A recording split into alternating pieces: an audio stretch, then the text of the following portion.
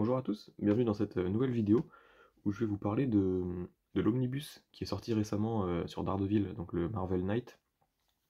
Donc moi je ne l'ai pas acheté parce que j'ai déjà en fait ce qu'il y a dedans, enfin la grosse partie de ce qu'il y a dedans je l'ai déjà dans d'autres éditions. Donc je vais vous présenter moi mes anciennes éditions et voilà, donner un petit peu mon avis, vous dire si c'est bien de l'acheter ou pas. Et voilà, c'est tout. Donc hop, première chose qu'il y a dans cet Omnibus, c'est donc l'équivalent de ceux de luxe là de Daredevil. Donc là-dedans il y a les épisodes 1 à 15 de la série Daredevil.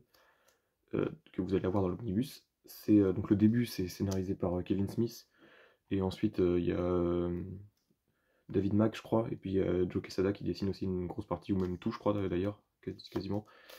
Donc ces épisodes-là, ils sont vraiment super cool, et je pense que, enfin moi en tout cas c'est avec ça quasiment que j'ai démarré Daredevil. Et alors dans la chronologie, c'est ce qui se passe avant le run de Bendis. Au dessin, c'est vraiment très, très beau, hein, moi j'aime bien. Donc c'est ce qui se passe juste avant le run de Bendis, et il se passe des choses vraiment très importantes dans ce récit, qui vont vraiment impacter Daredevil pendant longtemps. Donc c'est pour ça que le run de Bendis il est très cool, il est vraiment très cool, mais si vous commencez le run de Bendis sans avoir lu ça, il y a des choses que vous allez peut-être ne pas avoir. Enfin, il y a des choses, c'est sûr, voilà, vous allez voir que c'est comme ça dans le run de Bendis, mais vous ne saurez pas pourquoi. Et ben en fait, la réponse c'est là-dedans. Je vais pas aller très loin parce que ça peut vite spoiler, et il y a des intrigues en fait où, notamment le méchant qui est dévoilé que vers le milieu du récit. Il y a pas mal de choses qui sont très très intéressantes et j'ai pas envie de vous spoiler surtout. Il y a des combats super cool. Donc ça en tout cas c'est dans les 8 premiers épisodes. Donc, la partie scénarisée par Kevin Smith. Ensuite on a David Mack, où c'est une autre histoire tout simplement. Enfin c'est la suite des épisodes mais c'est un autre arc. Qui est un petit peu moins bien mais que j'ai quand même bien aimé. Qui introduit le personnage d'Echo. Alors j'essaie de vous trouver une page où on la voit. Évidemment je vais pas y arriver. Donc, hop, c'est ce personnage là. Hop. Donc c'est ce personnage qui est sourd du coup, donc, et qui va être embauché par le Caïd pour au départ traquer Matt Murdock. Voilà, c'est une page un peu plus stylée. C'est un personnage qu'on retrouvera par la suite après dans la série New Avenger de Bendis. Donc en tout cas, moi, cette édition-là, je l'ai kiffé vraiment parce que il y a tous les épisodes dans un Deluxe, c'est beaucoup plus lisible qu'un omnibus. Et en plus, il y avait pas mal de bonus à la fin, il me semble. On avait aussi, ouais, l'épisode. Ça, c'est l'épisode 12 qu'ils ont mis à la fin en fait, parce qu'il est un peu hors continuité, mais plutôt cool. Ouais, c'est vraiment très joli. Donc ça, si jamais, parce que ce Deluxe là il est plus disponible, mais je pense, enfin, je crois avoir vu que pas mal de gens le vendaient. Je pense que c'est les gens qui achètent l'omnibus, donc si vous pouvez le trouver sur Vinted ou eBay à moins de 30 € en fait, bah, ça peut vraiment valoir le coup. Parce que bah, on va dire les 3 quarts de l'omnibus, c'est ça en fait. Donc ça peut valoir le coup. Et sinon, vous pouvez aussi prendre en must-have, donc il y a le début de Kevin Smith, et il y a aussi donc la fin avec Echo, qui va sortir bientôt je crois en must-have, donc c'est Tranche de vide ça s'appelle. Donc voilà, c'est en fait vous prenez un petit peu ce que vous voulez, mais si vous avez globalement si vous avez rien de l'omnibus, prenez l'omnibus, je pense que vous vous y retrouverez au niveau du prix.